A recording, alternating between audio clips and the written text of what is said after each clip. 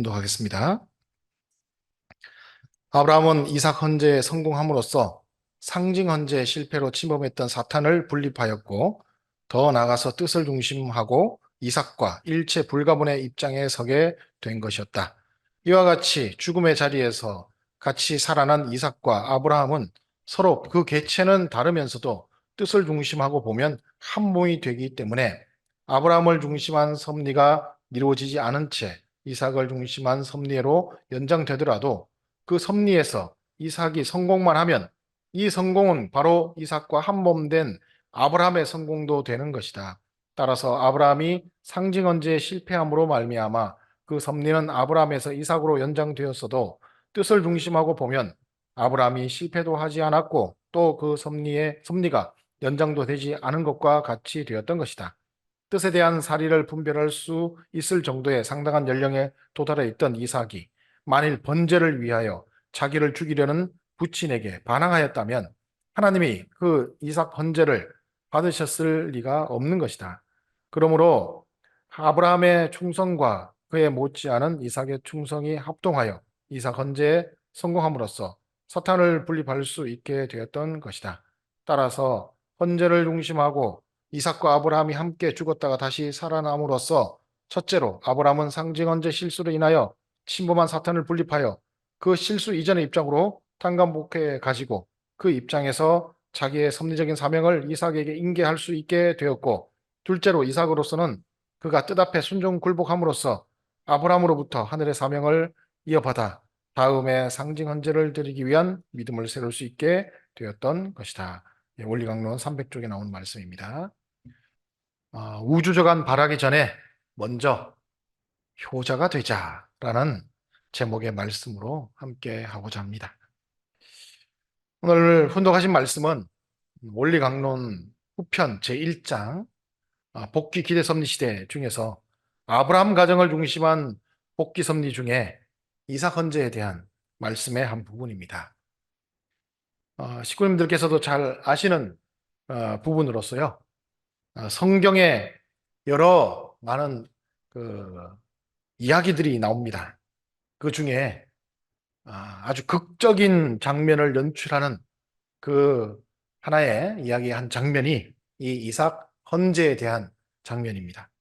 이에 대해서 간략하게 좀 설명을 드리면, 하늘 부모님께서 아브라함을 갈대아 우르라고 하는 지금의 페르시아만이 있는 곳이 있어요. 그 페르시아만 그 끄트머리 끝자락 그 해안 지역에 살고 있었던 아브라함을 이제 불러내셔서 하란이라고 하는 땅으로 옮기라고 합니다.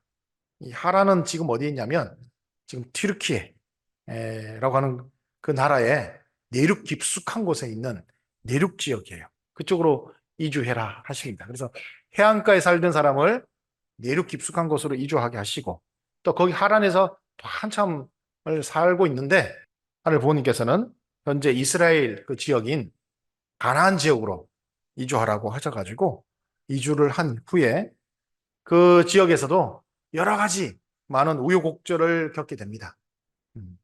하나님이 이제 이주하라 그랬으면 복만 내려주시면 되는데 거기서도 여러 가지 많은 일들을 겪어요. 자, 우여곡절 끝에 이제 아브라함이 하늘의 사명을 이제 수행해야 될 때가 되어가지고 세 가지 제물을 상징 헌재로서 드리는 그 제물 헌재의 때를 맞이하게 됩니다. 그래서 하나님의 명령에 따라서 비둘기와 양과 그 암소를 하늘 앞에 헌재로서 제사 지내는 그런 내용을 드리게 되는데, 이때 이제 아브라함이 거기에 있던 양과 암소 같이 큰 제물은 하늘의 말씀에 따라서 반으로 딱 쪼개서 그렇게 하늘 앞에 제사를 드리는데, 이제 비둘기는 정말 작잖아요. 작아서 그런지 몰라도 비둘기를 쪼개서 거기서 이제 제사를 지내야 되는데, 비둘기는 반으로 쪼개지 않고 그대로 통으로 드려버렸습니다.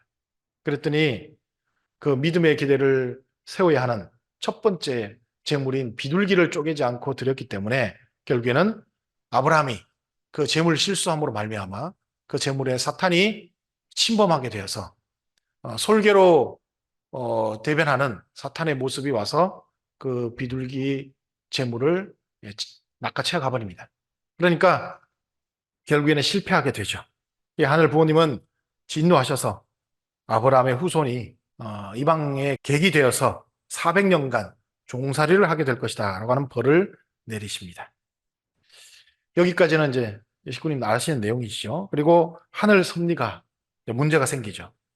원래는 이 하늘 섭리가 아담, 노아, 그리고 삼수 원칙에 의해서 아브라함 때는 반드시 세 번째이기 때문에 성공을 해야 됩니다.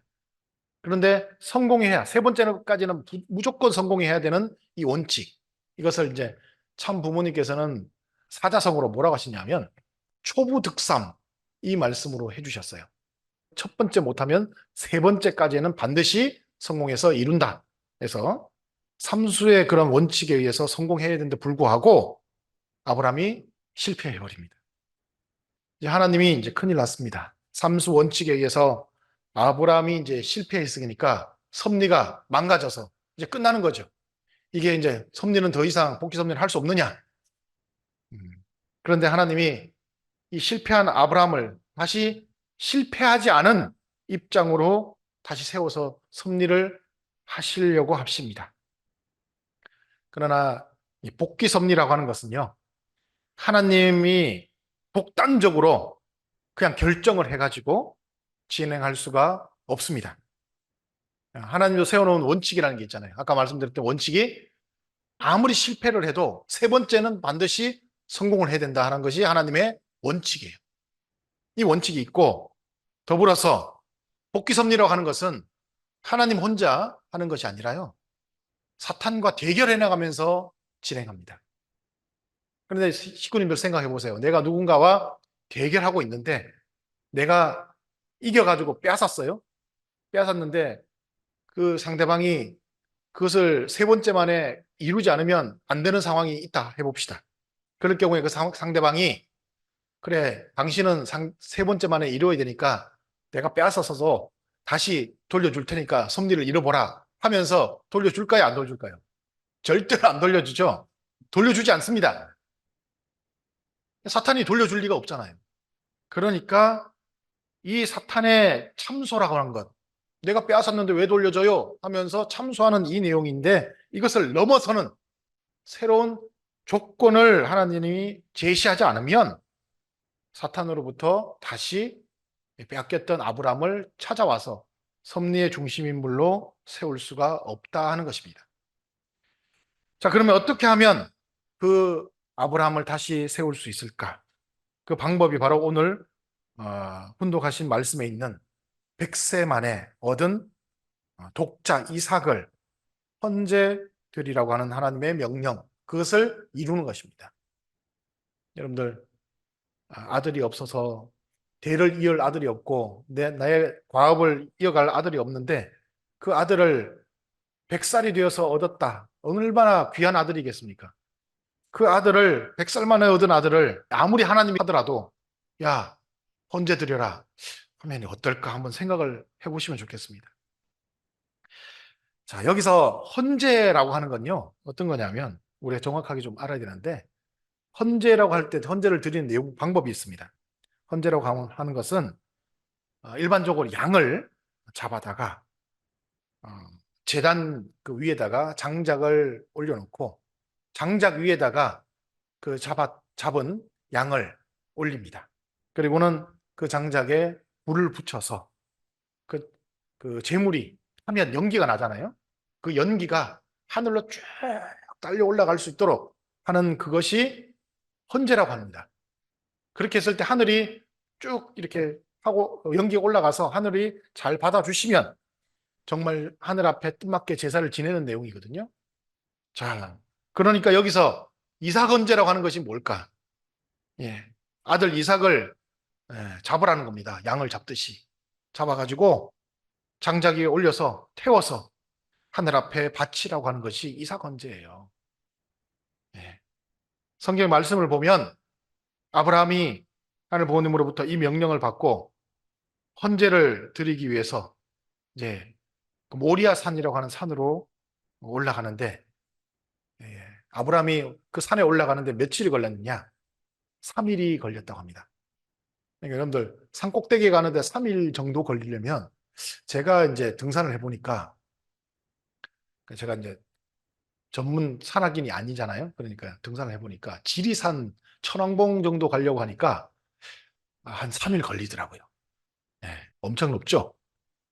그 정도 되는 산을 가야 한 2박 3일 걸려서 갑니다. 그런데 여러분들 모리아산이 높이가 어느 정도 되는 줄 아세요? 해발 700m가 안 돼요. 어. 자, 그러면 700m면 어느 정도 산일까? 여러분들 참부모님이 계시는 곳이 어디입니까? 천정궁. 천정궁이 해발 600m, 700m입니다. 그 정도 산인데 3일 정도에 걸려서 갔다는 게 납득이 되세요? 예. 3일은커녕 한두 시간이면 가겠죠. 3일이 걸려서 모리아산을 올라갔다는 거예요. 왜 3일이 걸렸을까? 이 말씀은 자식을 헌재 드리라는 그 말씀을 실행을 해야 되는데, 아브람도 사람이지 않습니까? 100세 만에 얻은 자식인데 이 자식을 하나님이 야속하게도 헌재를 드리러 간다. 그걸 어떻게 해야 될까? 고민을 하지 않겠습니까? 예. 엄청난 갈등 가운데서 이것을 하나님께 어떻게 이루어 드려야 될까 하는 그 마음의 표현이 3일이 걸려서 그 모리아산에 올라갔다라고 하는 표현으로 나타난 겁니다. 그리고 거기 모리아산에 올라갈 때 아브라함이 밑에 불이 든 사람이 굉장히 많습니다. 최소 1만 명이 넘어요. 부족장이기 때문에. 그 많은 사람들 다 내버려 두고 아브라함은 누구에게 등에다가 장작 짐을 지라고 하냐면 아들 이삭에게 야 네가 져라 하면서 다른 사람들 절대 올라오지 말라고 하고 아브라함과 이삭만이 그 제단이 있는 모리아산으로 올라갔습니다. 그리고는 결국 하나님이 명령하신 대로 그 이삭을 헌제를 드리기 위해 실행에 옮기게 됩니다. 그리고 아브라함의 결단과 그 아들 이삭의 순종이 결국에는 그 헌제를 성공시키게 되며 이 과정에서 성경 가운데 아주 극적인 드라마와 같은 내용들이 연출이 되는데 아브라함이 정말 결단을 합니다. 결단하고 눈물을 머금고 하나님이 시킨 대로 그 아들을 죽이려고 하는 거죠. 칼을 들어서 죽이려고 내리치려고 하는 순간 갑자기 천사가 갑자기 나타나서 그 아브라함의 손을 세게 가격해서 이 내리치는 순간 이 칼이 바깥으로 내동댕이 쳐지는 거죠. 그리고는 하나님이 아브라함을 3번이나 큰 소리로 부릅니다. 아브라함아, 아브라함아, 아브라함아 하면서 3번이나 크게 아브라함을 부르시죠. 그러면서 멈추어라. 네가 그 아이를 죽이지 마라 하면서 멈추게 하십니다. 자, 이런 극적이고 드라마틱한 내용들이 이제 성경에서 이렇게 나타나는데요. 원리강론을 통해서 이삭 헌제에 대한 구체적인 설명이 있기 전에는 왜 하늘 부모님이 그토록 무자비한 시험과 같은 내용들을 아브라함에게 하라고 하셨느냐.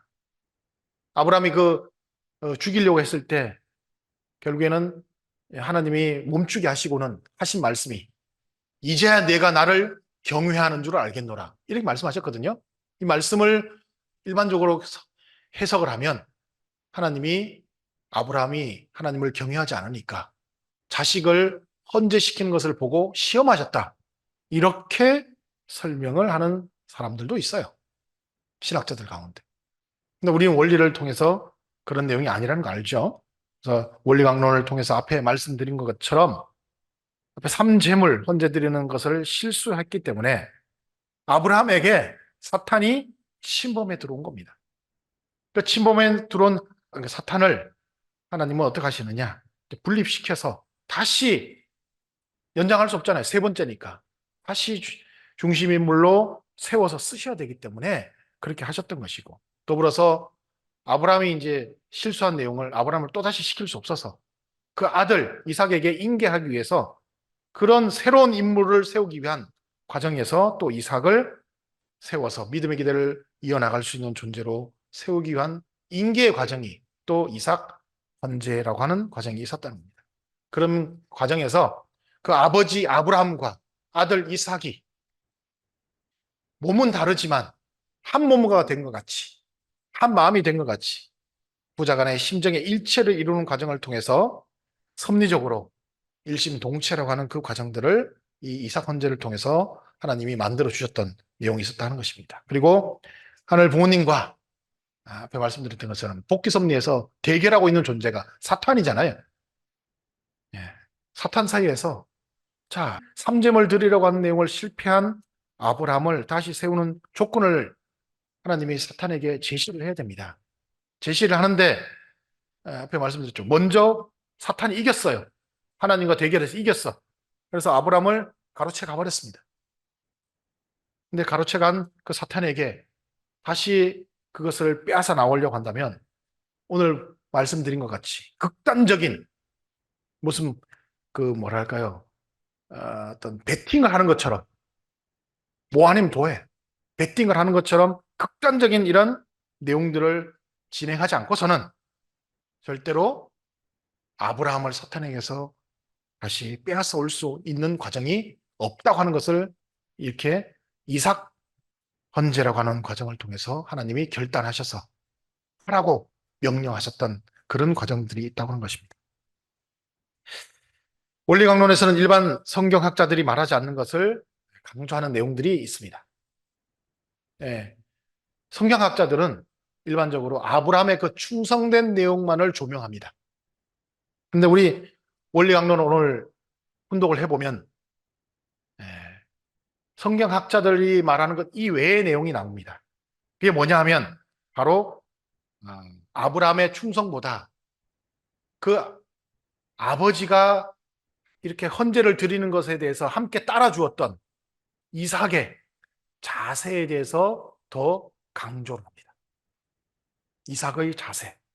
오늘 본문 말씀에도 있는 것처럼 만일 헌재를 드릴 때 이삭이 아버지인 아브라함에게 반항을 하였다고 한다면 하나님이 그 이삭 헌재를 받아주셨을까 생각해 봐야 됩니다.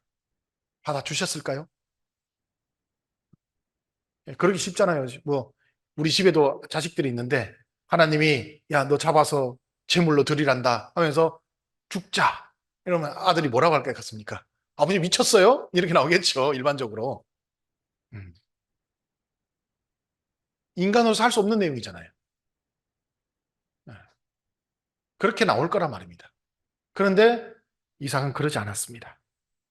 또한 만약에 아브라함이 자식인 이삭을 헌재를 드리는데 사리 분별도 하지 못하는 5살 이하의 아이를 데려다가 그 아이가 뭘 알겠어요.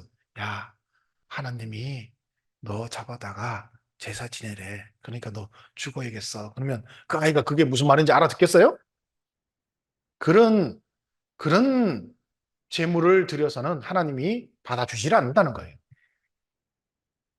결국에는 이때 분명 우리 원리 강론의 말씀도 있지만 이삭은 사리 분별을 할 줄 아는 나이였습니다. 이삭이 등에다가 장작을 짊어지고 갈 때 아버지인 아브라함에게 물었습니다. 아버지, 헌재를 드릴 이 장작은 제가 짊어지고 가는데 재물은 어디에 있습니까? 헌재가 어떻게 드리는 건지 알아요, 몰라요? 아는 나이에요. 사리 분별할 줄 아는 나이입니다. 그래서 그 길을 가는데 이삭이 무슨 생각을 했겠습니까? 혹시 아버지가 나를 잡아다 하나님에게 제물로 드리려고 하는 것이 아닐까? 이삭이 만약에 분명히 그 낌새를 챘고 불효자라면 어떻게 했겠습니까? 예, 내동댕이 치고 도망갔겠죠.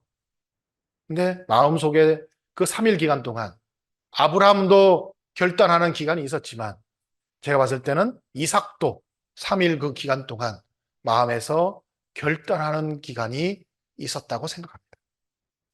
그래서 결국에는 제단을 다 꾸며놓고 이삭이 아버지가 말하기도 전에 본인이 스스로 아버지, 재물이 저죠? 제가 제물로 드려야 되는 거죠? 제가 제단 위에 올라가겠습니다. 해서 제가 봤을 때는 이삭이 자기 스스로 그 제단 위에 올라갔기 때문에 하늘 부모님이 그 이삭의 마음을 보시고 제물을 받아주신 거지. 그 아버지가 아들을 잡아 죽이라고 그래서 제물로 드리라고 하니까 예, 하겠습니다. 해서 충성된 마음을 보고 하나님의 제물을 받아준 것이 저는 아니라고 생각합니다. 더 중요한 것은 이삭의 그 하늘 대한 순종하는 자세였기 때문에 하늘이 그렇게 받아주셨던 것이고 이삭의 그런 죽고자 하는 마음을 가지고 하늘 앞에 나갔기 때문에 사탄이 심범해 들어왔던 그 내용들이 거기서 사탄이 스스로 떠날 수밖에 없는, 내어줄 수밖에 없는 그런 조건이 거기에 성립되었을 거라고 저는 생각합니다. 이것이 하나님이 말하셨던 정말 드라마틱한 장면. 사탄도 그 내용에 어떤 내용도 사탄이 부정할 수 없고 사탄이 참수할 수 없는 그런 내용을 만들어 나갔기 때문에 하늘 부모님이 함께 하시고 사탄이 분립될 수 있었던 내용이 있지 않았나 생각합니다. 이런 내용이 성경에만 있는 것이 아니더라고요. 정말 어떠한 조직이나 어떠한 나라가 정말 강대한 나라가 되고 부흥하는 나라가 되기 위해서는 이런 과정이 다 있었어요. 우리나라에도 그런 내용이 과거에 있었던 것을 제가 찾아봤습니다. 그랬더니 삼국유사에 보게 되면 그런 부분이 나와요. 여러분들 삼국유사를 보게 되면 삼국을 통일한 나라가 고구려 백제 신라 중에 어디입니까? 신라입니다. 신라가 정말 강력한 군사력을 갖고 있는 나라였을까요? 3개 나라 중에 가장 약소한 약소국인 신라였어요. 근데 이 약소국인 신라가 어떻게 삼국을 통일할 수 있었을까? 역사학자들 중에서는 신라가 자기 힘이 모자라니까 외세인 당나라를 끌어다가 통일을 했다라고 하면서 역사적으로 비난하는 그 학자들도 있습니다. 근데 제가 보는 관점은 그렇지 않아요. 신라가 어떻게 해서 가장 약소한 국가인데 삼국을 통일할 수 있었을까? 당시에 이삭과 같은 귀족들의 자녀들을 화랑이라고 하는 이름으로 길러냈습니다. 그리고 삼국을 통일하는 그 전쟁에 가장 앞장서서 나가서 전장에서 죽어갔던 인물들이 누구냐? 그 귀족들의 자녀인 화랑들이 제일 앞장서서 나가서 죽었습니다. 그러니까 신라가 삼국을 통일할 수 있었어요. 생각해 보십시오. 일반적으로 우리나라에서도 보면 장관이나 이런 거 이렇게 세울 때 청문회를 하죠. 그때 가장 많이 걸리는 내용 중에 하나가 뭔지 아세요? 자녀 병역 비리.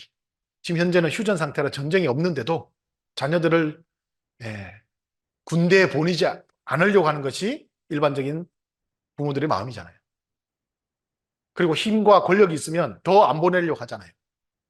그런데 신라는요, 자기 귀족들의 가장 사랑하는 아들들을 제일 먼저 전장에 내보내고 그들이 전장에서 죽어갔기 때문에 삼국을 통일할 수 있는 힘을 가질 수 있었다라고 저는 생각합니다. 저는 그 내용이 이삭 번제와 다르지 않다라고 생각합니다. 이삭 번제가 그런 내용이래요.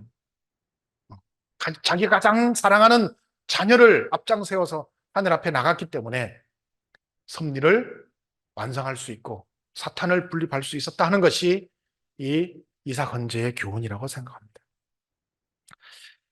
식구 여러분, 지금 현재 하늘이 이끌어 가시는 그 섭리가 그렇게 만만치가 않은 상황입니다. 잘 아시겠지만 많은 도전과 어려움이 있는 것을 우리가 알고 있습니다. 우리만 알고 있는 것이 아니라 미리부터 참 부모님은 이런 내용들을 직감하시고 우리에게 이 내용들을 헤쳐나갈 수 있도록 하기 위해서 천심원 철회정성을 드리라고 그렇게 지시하신 참 부모님이셨습니다. 그런데 그렇게 정성을 들여도 우리의 정성이 부족해서인지 섭리의 주요 국가 중에 하나인 일본에 우리 교회의 상황이 정말 좋지가 않습니다. 너무 어려워요. 그뿐만 아니라 그 외에도 내적으로 외적으로 비전 2025를 달성하기 위해서 우리가 당면해야 할 많은 도전과 과제들이 지금 남아 있습니다.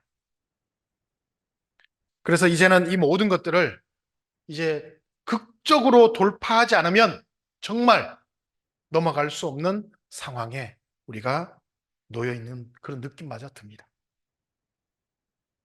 그래서 지금이야말로 우리가 이삭 헌재와 같은 그런 내용의 극적인 내용이 있지 않고서는 사탄으로부터 섭리적인 이 내용을 반전시킬 수 있는 내용이 없겠다는 생각까지 듭니다.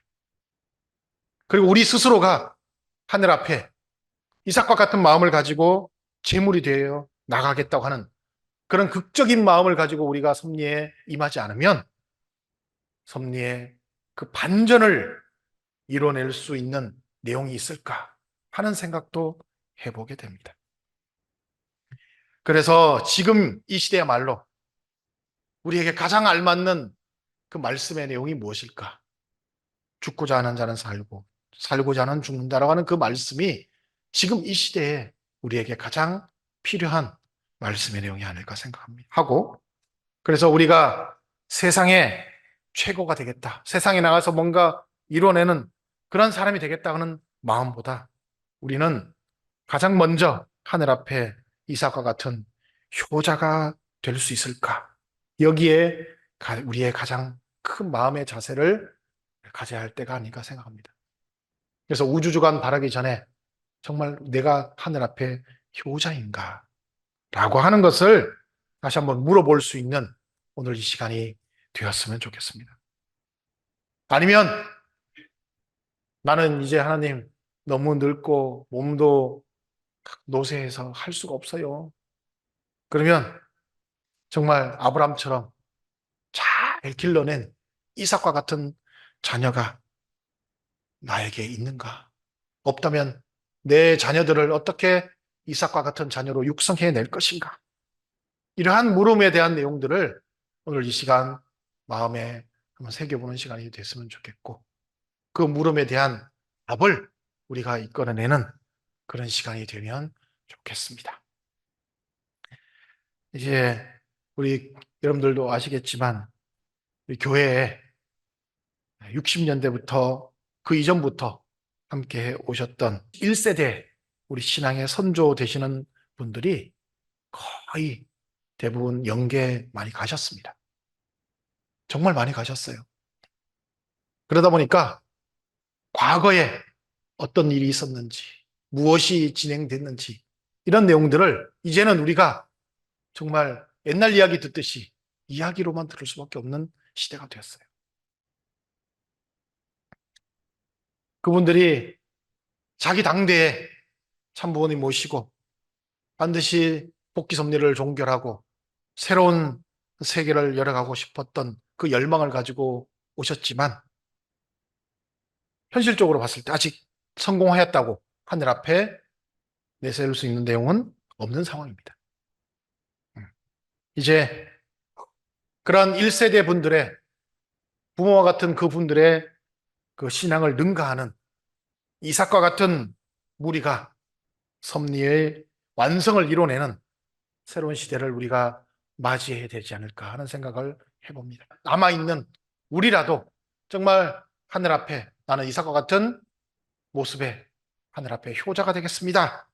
라고 할 수 있는 그런 우리의 모습이 되겠고 또 우리의 자녀들을 정말 이삭과 같은 자녀로 길러내서 하늘 앞에 충성된 자녀들이 될 수 있도록 하겠습니다.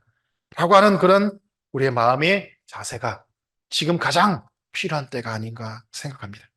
그래서 내년까지 비전 2025를 완성하기 위해서 우리 식구님 모두 복귀 섭리를 종결하도록 하는 그런 참부님의 말씀에 다 앞장서서 전도 명령에 또한 완전히 하나 되어 승리할 수 있는 우리 모습이 되었으면 좋겠고 특별히 철야 말씀 시간에도 말씀하셨지만 송광석 회장님 말씀처럼 이제는 각 교회에서 2박 3일 수련이 진행되어서 전도 3배가 그 내용에 승리할 수 있는 오산교회가 될 수 있도록 함께 해주시면 좋겠습니다.